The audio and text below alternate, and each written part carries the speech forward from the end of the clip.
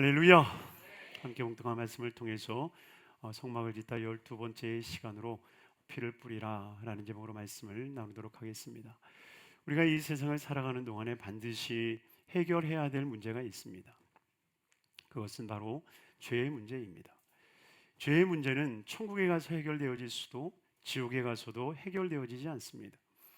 왜냐하면 죽고 난 뒤에는 우리가 천국에 가서 그 천국은 죄 없는 이들만이 들어올 수 있는 곳이기 때문에 죄의 문제가 해결되는 게 아니에요. 오직 죄가 해결되어진 이들이 저 천국에 들림받게 되는 줄 믿습니다. 오늘 본문을 통하여서 우리를 거룩해 하시는, 우리를 완전케 하시는 하나님의 은혜를 보여주고 있는데, 예수 그리스도의 보혈이 뿔과 제단과 우리에게 뿌려지고 발라진다라고 하는 것이 과연 무엇을 의미하는지, 그리고 그것을 통해서 주님께서 우리에게 주시는 그 속죄의 은혜가 과연 무엇인지 우리가 깊이 깨닫고 저와 여러분들에게 자유함의 은혜와 은총이 있게 되기를 주님으로 축원합니다. 그 첫째는 제단불에 예수의 보혈을 바르라 라고 주님이 말씀하고 계세요. 오늘 보면 12절의 말씀입니다. 같이 한번 읽겠습니다. 그 피를 내 손가락으로 제단 뿔들에 바르고. 아멘. 여러분이요, 왜 하나님께서 수송아지를 잡아서 그 피를 가져다가 내 손가락에 발라서 그 제단불에 바르라 라고 말씀을 하셨을까요? 예레미야 17장에 보면 유다의 죄를 하나님은 이렇게 정의하십니다. 같이 한번 읽겠습니다. 유다의 죄는 금강석 끝 철필로 기록되되 그들의 마음판과 그들의 제단불에 새겨졌거늘. 아멘. 하나님은 유다의 죄가 어디에 새겨졌다라고 말합니까? 마음판과 제단불에 새겨졌다라고 말씀하고 있어요. 그러니 우리 스스로는 죄를 잊어버린다 할지라도 하나님은 그 죄를 철필로 제단불에 썼다라고 말씀하고 있습니다. 그러니 이 지워지지 아니하는 우리의 죄를 어떻게 해결할 수 있겠습니까? 바로 예수 그리스도의 보혈밖에 없다는 거예요. 그러니 사랑하는 성도님들이요, 그 제단불에 보혈을 바른다라고 하는 그 의미가 뭐겠어요? 우리가 지난 시간에 제단에 대한, 그리고 제단 네 귀퉁이에 뿔이 달려 있는 것을 나누면서 그 뿔이 무엇을 상징하는지 나누지 않았습니까? 한마디로 하나님의 권세, 하나님의 위엄, 하나님의 능력을 말씀하고 있는 것입니다. 그러니 그 제단불을 주님께서는 붙들라 말씀하여 주셨고, 그 제단불을 붙드는 이들에게 놀라운 생명의 역사를 허락해 주셨습니다. 그것은 바로 우리가 제단불을 붙들지 않는 것, 오직 하나님을 의지하지 아니하는 것, 바로 이것이 우리의 죄됨을 주님은 말씀하고 있다라고 하는 거예요. 사랑하는 성도님들이요, 우리가 이 세상을 살아가는 동안에 당신이 죄인입니다라고 하는 이야기를 할 때에 쉽게 사람들이 수긍하지 않는 이유가 무엇입니까? 자기 스스로의 죄의 정의는 살인하는 사람, 간음하는 사람, 도둑질하는 사람, 이런 사람들을 죄인이라고 취급하기 때문입니다. 그러나 성경은 그렇지 않습니다. 성경은 우리의 행위로 한 것은 물론이고 우리의 행위로 하지 아니하는, 하나님을 신뢰하지 않고 하나님을 믿지 않고 하나님을 붙잡지 않은 것이 죄임을 말씀하고 있는 것입니다. 그러기에 예레미야 17장 5절에 그들의 죄에 대해서 이야기를 합니다. 같이 읽습니다. 야훼께서 이와 같이 말씀하시느니라. 무릇 사람을 믿으며 육신으로 그의 힘을 삼고 마음이 야훼에게서 떠난 그 사람은 저주를 받을 것이라. 아멘. 여러분, 이것이 죄라는 거예요. 사람을 믿은 것, 육신의 힘을 의지한 것, 이것이 하나님 보시기에 죄요, 그 죄를 하나님의 권세를 상징하는 그 뿔에 새겨 넣었다라고 말씀하고 있는 것입니다. 그러니 우리가 그 죄가 그 뿔에 새겨졌다 할지라도 그것을 우리가 씻을 수 있는 것은, 그리고 우리가 그 죄를 씻겨 오직 하나님 안에서 거룩하게 살아갈 수 있는 것은 오직 한 가지, 하나님의 권세를 인정해 드리는 겁니다. 하나님의 능력을 인정해 드리는 거예요. 삶의 주인이 내가 아니라, 내가 하고 싶은 것을 위해서 하나님을 이용해 먹는 것이 아니라 하나님께서 하시고자 하시는 그 일들에 주님, 내가 여기 있사오니 나를 사용하여 주옵소서. 바로 이것이 우리를 향한 하나님의 인생의 목적이고, 그 목적을 이루어 드리는 것이 참된 하나님의 영광인 줄로 믿습니다. 그래서 8절에 이어 우리에게 이렇게 말씀하시는 거예요. 같이 읽겠습니다. 그는 물가에 심겨진 나무가 그 뿌리를 강변에 뻗치고 더위가 올지라도 두려워하지 아니하며 그 잎이 청정하며 가무는 해에도 걱정이 없고 결실이 그치지 아니함 같으리라. 아멘. 얼마나 복된 일입니까? 더위가 와도 두렵지 않다는 거예요. 늘 잎이 청청하고 가무는 해에도 걱정하지 않고 결실을 맺는다고 말씀하고 있습니다. 사랑하는 성도님들이요, 어쩌면 우리의 인생에도 90%가 80%가 정말 다 떨어져서 어쩌면 우리에게 희망이 없는 때가 올 때도 있어요. 더 이상의 나에게 희망이 없고 더 이상 나는 할 수 있는 것이 없다라고 여기는 그때에 하나님은 10%도 안 되는 그것을 통해서 역사를 이루어 가시는 것입니다. 그러니 여러분들이 제단불을 붙들기를 바랍니다. 하나님의 권세와 능력을 믿으시길 바랍니다. 그것을 믿고 나아갈 때에 하나님께서는 놀라운 복을 우리에게 허락해 주실 줄로 믿습니다. 두 번째는 무엇입니까? 제단에 그 보혈의 피를 뿌리라라고 말씀하고 있는데요, 오늘 보면 16절에 말씀하고 있습니다. 같이 읽겠습니다. 너는 그 순양을 잡고 그 피를 가져다가 제단 위에 주위에 뿌리고. 아멘. 모세가 하나님과 언약의 거룩한 은혜를 입고 내려와서 그 피를 백성들에게 뿌리는 장면, 반은 제단에 반은 백성들에게 뿌리는 이 사건이 있은 다음에 70인의 장로들이 하나님 앞에 나아가는 것을 보여줍니다.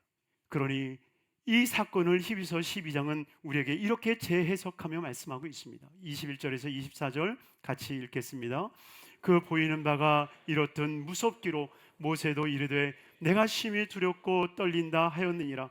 그러나 너희가 이른 곳은 시온산과 살아계신 하나님의 도성인 하늘의 예루살렘과 천만 천사와 하늘에 기록된 장자들의 모임과 교회와 만민의 심판자이신 하나님과 및 온전하게 된 의인들의 영들과 새 언약의 중보자이신 예수와 및 아벨의 피보다 더 나은 것을 말하는 뿌린 피니라. 그 뿌린 피에 대한 정의를 주님이 뭐라고 말씀하십니까?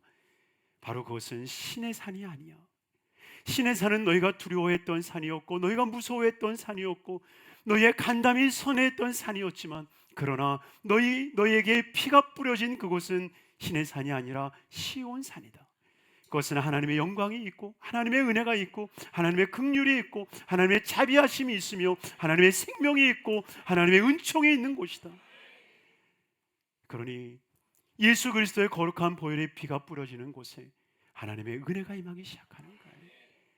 신앙생활이 퍽퍽하고 신앙생활이 메마른 것 같고 예배를 드려도 아무런 감흥이 없는 그곳에 예수 그리스도의 보혈의 피가 뿌려질 때에 하나님의 임재의 역사가 일어나기 시작하는 거예요. 사랑하는 성도님들이요, 이 뿌려진 제단이 어디겠습니까? 바로 여러분들의 마음이라는 걸 깨닫게 되기를 바랍니다. 왜냐? 우리의 마음이 하나님의 제단이고 우리의 마음이 하나님의 성전인 거예요. 그러니 우리의 하나님의 성전이 우리의 마음 가운데 세워지고 하나님이 임재하시는 것 아닙니까? 그러니 우리의 마음에 주님을 모셔드리는 삶, 주여 성령님 환영하고 인정하고 모셔드립니다. 내 마음 가운데 임재하여 주옵소서. 주님, 오늘도 주님을 모셔드립니다. 내 마음 가운데 오셔서 나와 함께하여 주옵소서. 늘 이 제단에, 내 마음의 제단에 예수 그리스도의 보혈의 피를 뿌리고 주님 오시옵소서. 주님 오시옵소서. 죄된 인생에게는 주님이 오실 수 없지만, 그러나 예수 그리스도의 보혈로 정결케 된 인생에게는 주님이 찾아오시는 거예요. 그러니 진정 저와 여러분들의 삶에 그 은혜로 충만케 되기를 주의 이름으로 축원합니다. 마지막 세 번째로 우리의 손과 발에 바를 것을 말씀하고 계십니다. 오늘 본문 20절의 말씀입니다. 같이 읽습니다. 너는 그 순양을 잡고 그것에 피를 가져다가 아론의 오른쪽 귓부리와 그의 아들들의 오른쪽 귓부리에 바르고 그 오른손 엄지와 오른발 엄지에 바르고 그 피를 제단 주위에 뿌리고. 아멘. 레위기에 보면 똑같은 퍼포먼스를 누구에게 하느냐? 나병 환자에게 하는데요, 나병 환자가 다 치료받고 난 다음에 제사장들이 그들을 향해서 하는 행위가 14절에서 16절에 나옵니다. 같이 읽겠습니다. 제사장은 그 속건 제물의 피를 취하여 정결함을 받은 자의 오른쪽 귓부리와 오른쪽 엄지 손가락과 오른쪽 엄지 발가락에 바를 것이요, 제사장은 또 그 한 록의 기름을 취하여 자기 왼쪽 손바닥에 따르고 오른쪽 손가락으로 왼쪽 손에 기름을 찌고 그 손가락으로 그것을 야훼 앞에 7번 뿌릴 것이요. 아멘. 하나님의 거룩한 백성들이 그 공동체 안에서 관계가 회복되어지고 그리고 그 관계의 회복을 통하여서 행복한 삶을 살 수 있도록 은혜를 베풀어 주는 것이라는 거예요. 왜냐? 여러분, 나병 환자가 가져야 되는 고통은 뭐냐면 분리의 고통이에요. 나병에 걸리는 순간에 마을에서 떠나와야 됩니다. 아무리 가족들이 함께 있고 싶어도 가족들이 함께 할 수 없어요. 나도 나병 환자에 걸려서 죽을래라고 해도 절대 허락하지 않습니다. 나병 환자는 자기가 나병에 걸리는 순간 혼자 외롭게 그 무리에서 나와야 되는 거예요. 그리고 누군가가 자기에게 다가오면 부정하다, 부정하다, 부정하다 외치면서 누구도 자기에게 다가오지 못하게 하는 것이라는 겁니다. 그런데 그 나병에 걸렸다가 깨끗이 치료를 받게 되어지면 제사장에게 자기의 몸을 보이고 정결 예식을 행한 뒤에 제사장이 그 귓부리와 엄지손가락과 엄지발에 그 보혈을 바르는 거예요. 이것을 통하여서 가정에 돌아가서 가족과 함께 할 수 있게 됩니다. 이웃들과 함께 할 수 있는 거예요. 여러분, 이것은 바로 주님께서 우리가 예수를 믿고 난 뒤에 하나님과의 관계만이 아니라 내 이웃들과 내 형제 자매들과의 관계도 회복시켜 주심을 말씀하고 있는 겁니다. 어쩌면 우리 교회도 많은 성도님들이 지구역에 속하지 않고 지구역 모임에 관계하지 않고 나는 주님만 바라보고 신앙생활하니 나는 예수님만 바라보고 사는 삶이야 라고 얘기할지 모릅니다. 그러나 결코 하나님께서는 그것을 허락지 않으신다는 거예요. 예수 그리스도의 거룩한 피로 하나님과의 관계가 맺어진 이들에게 주님은 또 한 번 그 어린 양의 보혈의 피로 말미암아 관계를 회복해 가시는 거예요. 그러니 사랑하는 성도님들이요, 예수 그리스도로 인하여서 하나님과의 관계, 우리의 모든 관계가 회복되어지기를 바랍니다. 여러분, 어쩌면 우리가 이 세상을 살아가면서 얼마나 많은 선한 일들을 하고 얼마나 아름다운 일들을 해 나갑니까? 그런데 그것이 정말 아름답게 선하게 우리의 삶 가운데 비춰지지 않을 때가 있잖아요. 오직 거기에 예수의 보혈이 발라져야 됩니다.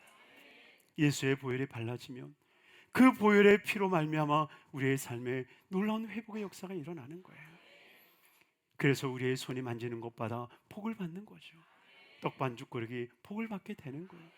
우리 예수 그리스도의 보혈의 피가 발라진 이 발로 들에 나가야 했을 때에 들의 복을 받게 되는 것입니다. 그러니 우리 사랑하는 성도님들이요, 예수 그리스도의 보혈을 여러분들의 손과 여러분들의 팔에 바르세요. 그리고 이웃에게 나가시고 세상을 향하여 나가세요.